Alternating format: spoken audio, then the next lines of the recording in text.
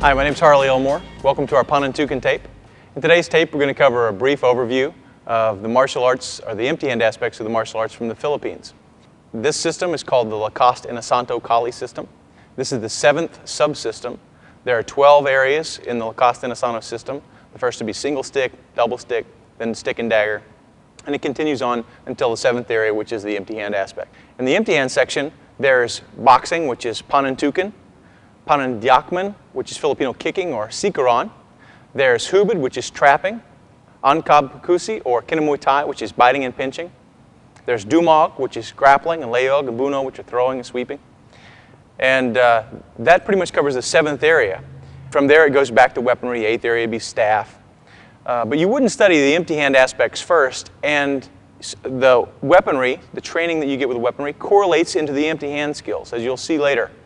The Lacoste system, Grandmaster Lacoste, is from the Philippines. He's from the central part of the Philippines and then moved to the southern Philippines for a while before he came to the United States.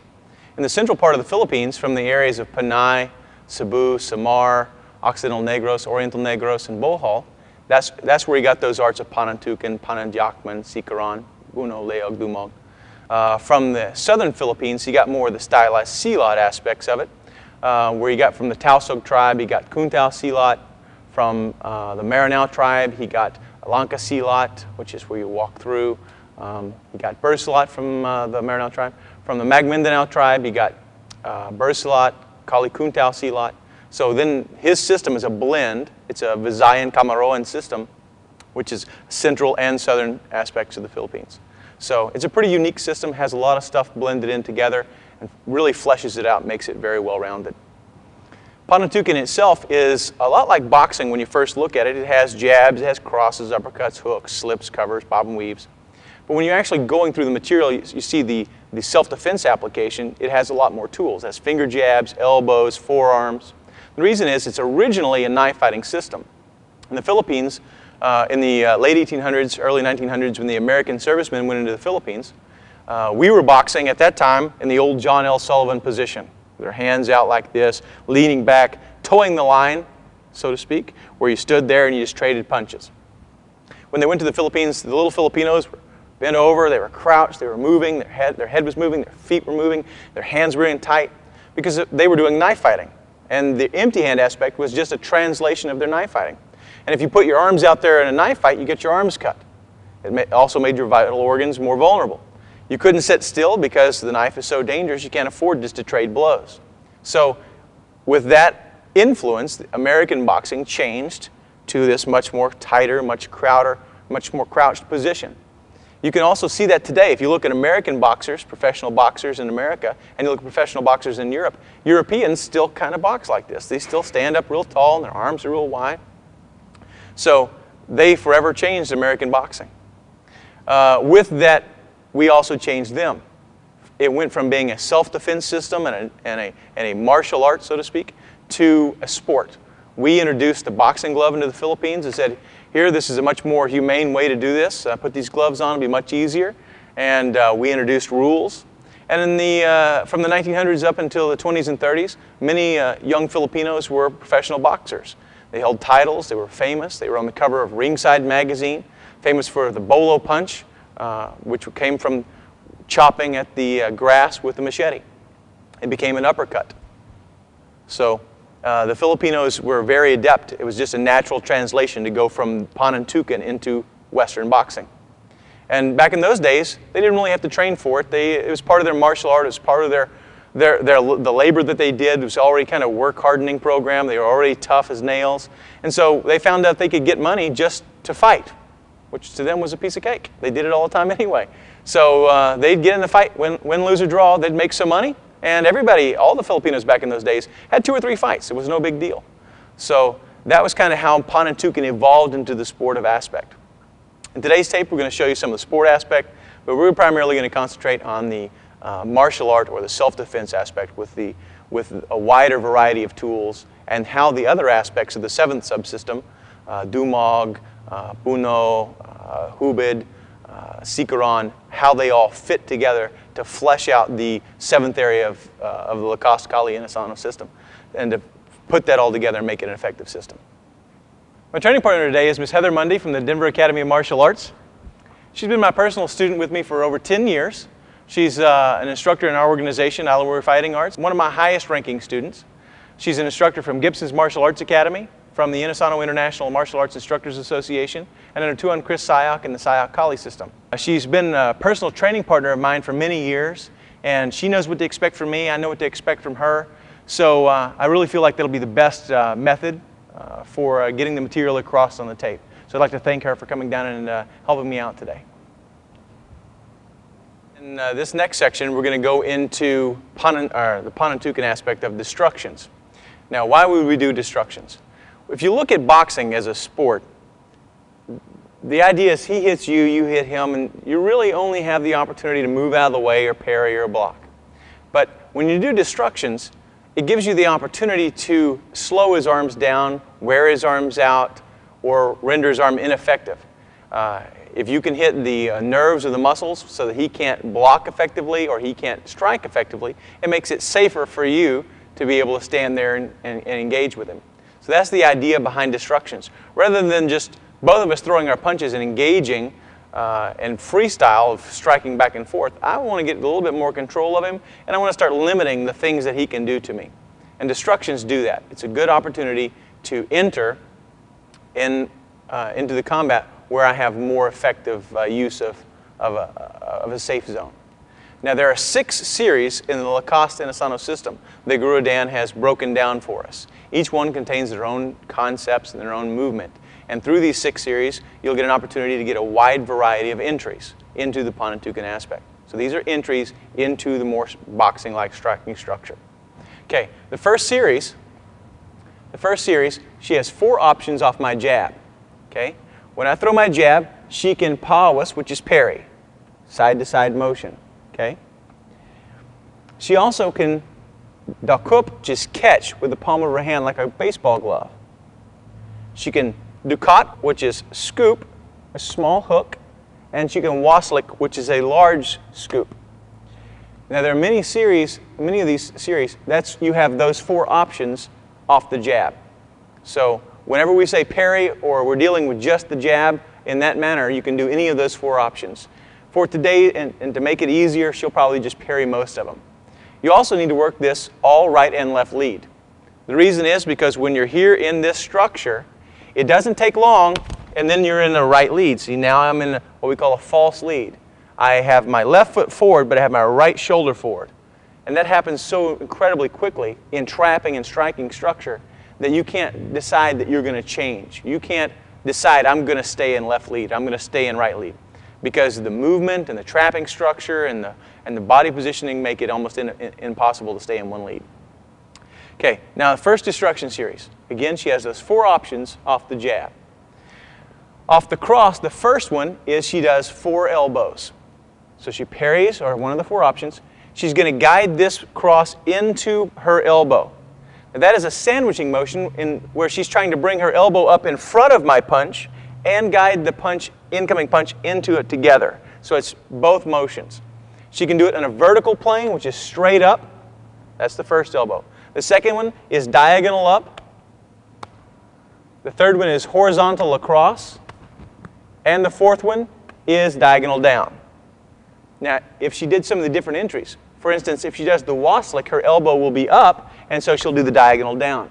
If she does the catch, then she goes straight up into my hand. So that's the first 4 elbows. From there, in the Gunting series, you have attack by draws and you have basic attack structure. In that, she's in a very tight boxing structure. I'm throwing my punches whether her hands are up or not. This next one is her hand is down and she's drawing me into a cross position. Now she can do that as she parries my jab. As she parries my jab, she can drop it, and ooh, it looks like that cross has an opening. So when I throw it, she does the backhand gunting, just like so. Okay, again. Good. Now, the targeting on that, she's trying to hit my bicep or the radial brachial nerve that runs between my bicep and tricep, or on the ulnar nerve, which is just inside the elbow. Okay, so she deals with that, and then that's the destruction. Okay, from here we go to the bait where her hands are open. I parry, And now since her hands are open, it looks like a path, looks like my hand can fit down in between there. She parries it and hits the bicep with so much of her hand that she stays inside. So it kind of catches, doesn't go all the way through, hits. Since her hand is already inside, she stays inside and does a follow-up strike from there. So that's horizontal gunting, stay inside.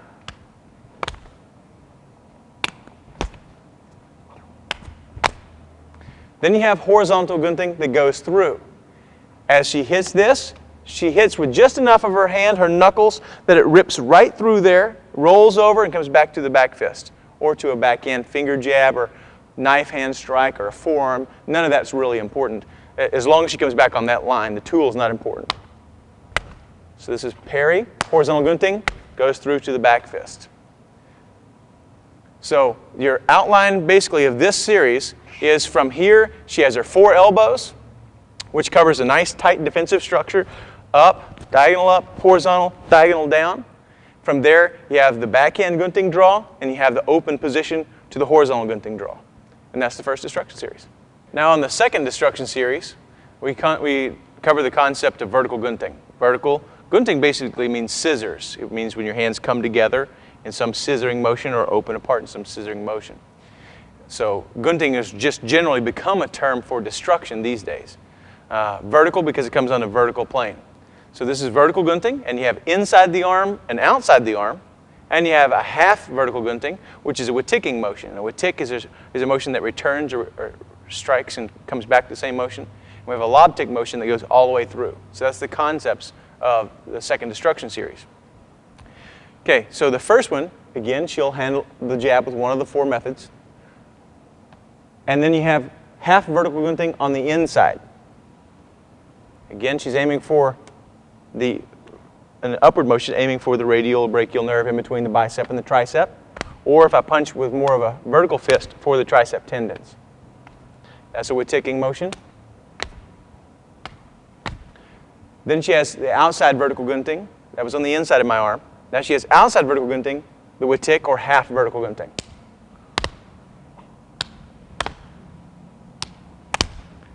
Then we have inside full vertical gunting where she comes all the way through. That's more of a commitment. So she needs to make sure that when she gets there, that I'm not just going to nail her because she's on the inside right close to this hand, I'm not going to nail her with this hand, so she has to check it. So she parries, vertical guntings, and covers the other hand so that I can't just fire away. That's just a safety measure built into the structure. Okay, then she has full vertical gunting on the outside where she comes all the way up to the salute position, hitting the tricep tendons right behind the elbow, below the tricep head, okay, and to the tendons just behind the elbow, with the back of her knuckles right here, and an upward whipping motion. Once again, like so. And that's the second destruction series and the concepts contained in it. Okay, in the third destruction series, we expect the student to have a little bit more skill. And up to that, they're just doing the basic parrying, trying not to get hit with the jab, waiting for a more committed blow that they can try and destruct. By now, they should be able to actually parry the jab and get some sort of timing it to where they can actually hit it and cause destruction, slow it down a little bit. And it also gives you the opportunity to put the 2 combinations together and start to feel how the techniques all fit together. Okay? So we start off with inward gunting. When her hand is open, her hands are in this open position, she's in the inward gunting position. I am firing a shot right down the middle of that. That's a part of a draw process. When I throw that in there, she expects it to come through there. As she does the inward gunting, she hits and goes all the way through. Now from there, if I could just take my hand away, she's loaded in the backhand position. So as I retract this shot and throw my cross, she does her backhand gunting. So again, that's inward gunting, backhand gunting. One time, inward gunting, backhand gunting. Okay, from there we go to the next one, which is inward gunting. She opens back up for the inward gunting, stays inside. She hits with such force and with enough part of her arm that it gets stuck. So she stays inside and follows up. So that's inward gunting and inward gunting, stay inside. The next one is she does inward gunting and goes through. This is very similar to the first destruction series. She goes through and comes back over. The only difference is now we're not just ignoring the jab, we're trying to destroy it or slow it as well. Okay, got me on one of those. Okay, and number 4 is backhand gunting. So she has the draw off the backhand gunting. So she shifts her shoulder from this position, does her backhand gunting, and then shifts to the opposite direction, does backhand gunting. So this one is normally done retreating, backhand gunting, backhand gunting. It's just subtle body shifts. Backhand gunting, backhand gunting. Backhand gunting, backhand gunting. Once again, backhand, backhand. And that comes from shifting the shoulders from one side to the other. Again, the concept of that series is that the student by now will have the ability to time the jab well enough to be able to do techniques to it. And that's the 3rd instruction series. On the 4th instruction series, the concept is from the outside, we're going to take, from the jab, we're going to take outside vertical gunting. From that position, we'll deal with the defensive movements off the cross from that sector. So the outside vertical gunting will shield off the crosses, and we'll show you how to deal with that. So from here, the first one is she does half vertical gunting on the outside of my jab, then half vertical gunting on the outside of my cross. That's accomplished by shifting the shoulders, half vertical gunting, half vertical gunting. The next one, she does a full vertical gunting off my jab, and then an inside vertical gunting off my cross. So no body mechanics change. It's very common in the Philippines, especially in the southern Philippines, that their fighting posture will be something like this. Their hand down low, shoulder turned, and this gives them punches from this position. They give them options to draw blades, gives them time to shoulder roll off that, draw a blade from the opposite side, turn and run. So this defensive posture is very common in the southern Philippines, or in many SEALOT systems. The third one is we go outside vertical gunting, then she goes backhand gunting my cross. Outside vertical gunting, and then she loads for the backhand gunting. So outside vertical, backhand gunting. The fourth one is she does outside vertical gunting and then covers, and she can throw 2 options. Outside vertical gunting, and now she's already in that position. You can see her arm is basically already there. As I retract that and throw my cross, it lands on her cover, and she rotates into the elbow to the bicep, or into the deltoid, or into the sternum, or into the mandible. Okay? Then we'll do that one more time. Outside vertical gunting, and cover and elbow. Outside vertical gunting, cover and elbow. She can also make that hand, instead of an elbow, a sungab, or a finger thrust to my eye or into my throat. Outside vertical gunting and sungab. Outside vertical gunting, and then cover and sungab. Then the last one is very similar to that one. Basically, it's cover and back fist. Outside vertical gunting. She waits until my punch lands on her arm, lands on her cover, rotates her hips, and back fists. Outside vertical gunting, cover, and back fist. And you can see that that teaches the correlation between that defensive structure and all the outside lines, how they land on the outside of that vertical gunting position, and how you can rotate and be inside the cross and have your follow-up lines. Okay, on the 5th series, we go back to parrying the jab. This is a fairly simple series, the concepts contained in this. Basically, you're either inside the incoming cross or you're outside the incoming cross, a lot like the vertical gunting series. But now you're striking high or low. Okay, so if she's in this lead, what we call a match lead, she parries my jab, and with her right hand, she punches low on the inside. The next one is she parries and punches high on the inside. Now when she switches leads, then that becomes the opposite hand. She parries with the same hand, and then she punches with the other hand low or high. So that's low, and this is high. And that is the 5th destruction series. Now, it's not really a destruction. So how does that really fit into the destructions? From these inside punches or outside punches, you have your gunting motions. So if she punches low, she can vertical gunt back up out of that. If she punches high, she can horizontal gunt out of that. If she's in the opposite lead, when she punches low, she can bola punch or uppercut or backhand gunt from that position. If she punches high, then she can turn, and that'll be the cover into the elbow. So this really teaches you how to get inside or outside, and from there be able to flow to your guntings. Because guntings aren't always on the entry where you're going to the motion. Sometimes they're on the way back out. So This series gives you the opportunity to find the routes in and the destructions on the way back out. Okay, in the 6th destruction series, we now address kicking as entering and as a means of destruction. Okay, so in the 6th destruction series, again, we're just going to assume that just to isolate that we're just going to parry the lead hand. The first one, she parries and she pulls my hand downward to her upward knee and smashes my fist on her knee. And what she's trying to do is hit this line of knuckles. She doesn't want me to hit with these knuckles. She doesn't want me to punch her knee.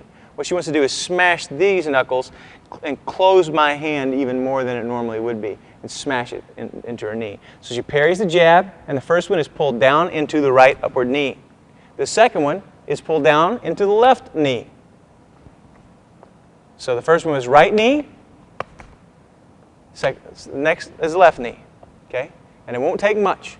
On most of these where you're kneeing the hand or elbowing the hand, you can employ those in boxing, but your partner won't be happy about it because even through a 16-ounce boxing glove, that elbow will penetrate. As hard as you're hitting that sharp, pointy elbow, and it just sinks right through the glove. Same thing with the knee. So it's very hard on their wrists. You have to be very careful when you're doing it and try not to employ power.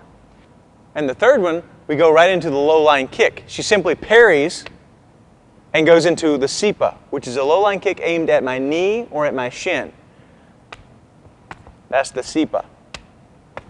That's much more effective with shoes on, and many times in the Philippines, people would put knives in their shoes or braid seashells along the edges of their sandals, so when they kicked with that, that would all cut into the shin. The fourth one is a stomp to the knee. Same leg, she stomps down on top of my knee as she parries. She can also do that with a side step and do that same stomp but with her toes pointed in, like so.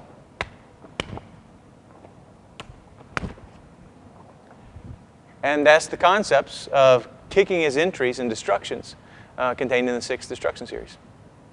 Okay, now we're going to go into some Panantukan tools. We'll start with the most basic and the most common. Okay, we'll start off with just the jab. The jab snaps out using the body rotation to cause power. She can also step. The cross comes across the body, again using rotation of the hips for power. We have the hook line, where the hook comes across like that with the elbow on the same line as the fist. That's when you're hitting with the fist on the hook. There's also a hook where you hit with the inside of your forearm, and it kind of reaches around and hits them in the back of the neck. It's not legal in boxing again, but we're not really concerned about that. All it does is it reaches around and she hits with the forearm, back of the forearm, right at the back of the neck. That way, even if I'm covered like this, sometimes it'll slip right through there and hit them in the unprotected area. It's also a very, very uncomfortable shot. So that would be included in a hook because it's part of the hook line. From there we go to uppercut. She can uppercut with a lead hand. She can uppercut with a rear hand. Included in the uppercut line is the bolo punch. It hits with the back of the knuckles in an upward motion, kind of like a vertical gunting. It comes up, hits, and then rolls all the way back to a true uppercut. So the bolo punch comes up, tips up, and rolls back to an uppercut. So we refer to that as an uppercut because it comes along the same line. From here we go into some of the tools that you don't necessarily see in boxing very much. You have the forearm, which is we refer to as an angle 1 or angle 2. Forearm down, forearm down. Basically you have an X. Okay? You also have a horizontal shot. So you have an X and a horizontal shot. She just does the X. She has an X with the backhand. We refer to that, that's a buktan, that's the term for that. We use the elbows. Elbows, again, like in your destruction series, can come up, across, diagonal down, diagonal up, in any of those targets. The way she might use those is she can put those in any. Elbows are heavy artillery. You can pretty much hit anything you want with it, and they do just fine. They do lots of damage. So she can hit my hands, she can hit my elbows, she can hit my triceps, my neck, my head. You can elbow the feet when they're trying to kick you. It's a pretty sturdy tool. From the elbows, we go to finger jabs. Finger jabs normally go to the throat. They normally go to the eyes. And they're very good distractions, very, very painful. Against a good boxer who's got a good slip and stuff like that, it's hard to land, hard to score. It's hard to score anyway. But if you can get a good finger jab, it's more effective than a good jab. We also have thumbs to the eyes. A lot of times when you're covering or you're trying to grab their neck, you simply extend out your thumb, and as you extend out your thumb, it covers across there. So a lot of times this happens when she covers off my hook. As she reaches through, she thumbs me in the eye and gets control of me. The thumb to the eye is incredibly painful, and it gives you an opportunity. It's one of those targets of opportunity. If you're going to go ahead and grab them by the back of the neck, you might as well thumb the eye as you're going. And a lot of times in the Panantukan, when we get to the next technique, which is the slap, when she's slapping me, which is a very, very disorienting and distracting, as well as an adrenaline rush. When she slaps you, she can also extend her thumb and catch me in the eye. So if she didn't really catch a good slap, she just has her hand on me, then she can change that back off that line into a thumb to the eye. So what you can get are two very fast techniques that really don't need to develop a lot of power, but for them to be very effective. And the last technique that we'll demonstrate in the basic tools section is the C hand. The C hand can go to my arms as a strike. It can go to my humerus here. It can go to my neck on the sides. It can go on the back of the tricep.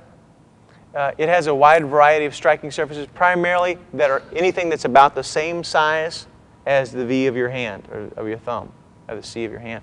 So you can use it on the triceps as you're wrenching, on the biceps as a jam, and into the throat as a striking surface. So that'd be the C hand. And some of those are some basic tools that we'll be employing in the next section. Okay, now we're going to go into some of the basic feeds and demonstrate how some of the tools that we just demonstrated are employed and trained. Okay, we'll start off with horizontal gunting stays inside and follow up with their combination. Okay, from here we go, horizontal gunting goes through. And see how she changes leads, she's stepping. That's part of the natural process. We want her to feel comfortable with that. From here we'll go to backhand gunting. And she stayed in that same lead. That felt comfortable to her. Here we go to outside vertical gunting. And whatever she feels comfortable with throwing after that. And I just catch it, or I can predetermine what it's going to be. From here we go to the forearms. We can use the lead forearm. And basically we'll start off with the easy ones. We just go make an X and put a dot in the center of it. She makes an X and dots it. Again, make an X and dot it. She can do that with the rear hand, making an X and dotting it. If she stays in the same lead, she'll hook. Make an X and hook it. She can follow up after that. Let's do it again. Make an X, hook it, and follow up. Again, make an X, hook it, and follow up. Now she can make an X and change leads with the second motion. Here's the first motion. The second one, she changes leads, follows up in this lead with whatever feels comfortable. So let's do it again. One, push and change into her own combination. 1, 2, dot the X, follow up with her own combination. Those are just some of the basic tools that you'll see in Panantukan and how we train them on the focus mitts. Okay, now we're going to cover some of the other areas that help make up the seventh subsystem of the Lacoste Kali system. The first area we're going to concentrate is on Dumog, which is a grappling system, but it's not really a wrestling system. It's more of a controlling the body, moving them around. It's the way that Guru Adana Asano's instructors, who were much smaller and much older than him, used to toss him across the living room, throw him over the couch, things like that. And it always amazed him. Well, when you see the body mechanics and you understand the principles behind it that make it work, it is a very, very effective structure. Now, I don't want to rehash old material or cover material that is on other people's tapes. Paul Vunak has a great tape on Dumog, and the techniques that we're going to demonstrate, we're just going to run through them real quickly. Many of those will be found on his tape series. And Guru Adana Asano has a great tape on Panantukan, and some of the techniques, the games we're going to play, will be demonstrated on his tapes. I highly recommend both those instructors and their material. The first one we're going to go through real quickly are the choke points or control points of the body. Now, primarily we are dealing with the arms and upper body. Now, there's a lot of stuff you can do with the legs, but that comes on a little bit later. Right now we're going to be looking at the arm and the body. From the outside, I grab their wrist and their forearm. I put my palm down, and I'm going to roll in this motion. I'm going to move her towards me. Okay? I can do that from the inside of the arm, which puts her in a position where I can do other things. So this is inside the forearm or outside the forearm. I also have the humerus, where I'm holding the bicep and the tricep. Basically, I want to drop my body weight back and then shove her shoulder towards her other shoulder, and that will move her body. So when you put these together in conjunction, you can really move your partner and move them around. The next one is the arm and the face. If I just have her face and I'm pushing her back, her body can rotate enough to generate power and effectively hit me. If I just have her arm, then she'll just step over. But if I can separate those and push them both, then I've locked the rotation of her body and her spine going backwards. And I can have a much better control over her and add other elements until we get to where I want her to be. So each one of those things can be used